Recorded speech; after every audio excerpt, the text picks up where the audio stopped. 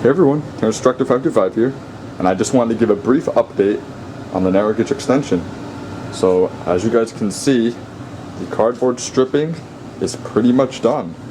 I know a lot of you have wondered, how do you make your mountains in the other parts of the layout? How do you do that? How do you construct it, make them look so real with the molding and everything? Well, first things first, the most important thing is the cardboard stripping, because that's the foundation to everything. You could also use screening. I've seen some modelers use that, but personally I like to use cardboard stripping because you can bend it, whereas the screening, it's just much more hard to bend, and then you can't really get the shape you want oftentimes. So it's just basically what you see, yeah. Now in this extension I used staples to connect all the strips together, but in the other parts of that I used a hot glue gun. The only reason why I didn't use that here is because it unfortunately malfunctioned, but I was pleasantly surprised that is, to find out that the stapler is actually easier to use, and this is the one that I used. For anyone who's curious, you can probably just buy this at any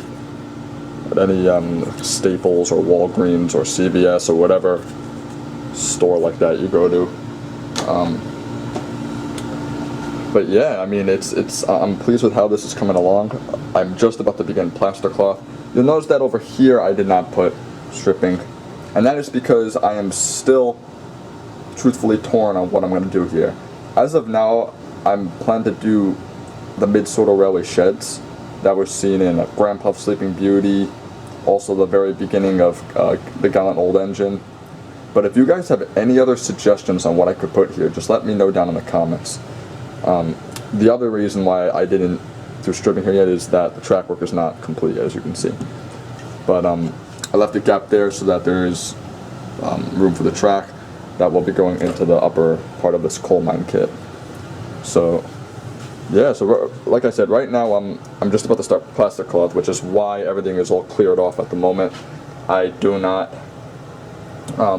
want anything to get covered in plaster, or because that's always a pain to clean, so. But yeah, this is the incline here. I'm very happy with how this came along. And just shout out to Elsbridge Productions again for the incline ramps, because I mean they really are excellent models. Yeah, just that. Got some tunnel portals here. I like this. I got one on top of another. Got the HO narrow gauge crossing right there. That is by AHM, by the way, for those of you who are curious. And yeah, this is just all going to be a rock mound over here, most likely, and then here we have a little rock mound. Basically, I think the way I'm going to approach this is anything that's like completely vertical or straight down like this is going to be stone, whereas anything that's kind of not, if you get what I mean, completely vertical and flushed in, I will probably use grass. So as you can see, I'm kind of going for more of a season 4 style here, given how this is all shaped.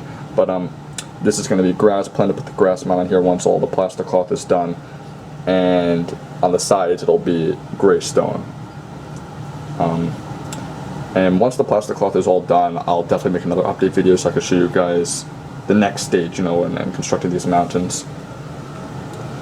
But yeah, the process, it's really not too challenging. It is time consuming, and it can be a little bit of a pain to get the stripping exactly how you want it, but it's all worth it in the end. And once again, my phone, for whatever reason, it's constantly changing color. I don't know why.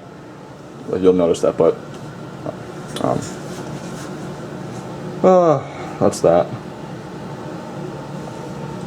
Yeah, I mean, here we have viaduct. This is gonna kind of be like a mix of Rheneas Viaduct and like the viaduct from Rusty to the Rescue with the standard gauge and narrow gauge line. If I have it filmed kind of like that. That's kind of why I left all this bare, because I might make a temporary backdrop with the full moon. We'll just have to see him get some buildings here. We'll see how that turns out. Yeah, and then here we come over to the area from Steamroller, where George and Sir Handel had their little incident. Right here, this is going to be the road, this is the track, and then this is going to be all rock and stuff. But yeah, mostly stone here. And I tested with rolling stock to make sure that there's enough clearance for both the HO engines and the narrow gauge engines to run here. So that's good. And then here we have what will be basically a widened bridge. This is road, and that'll be the narrow gauge track.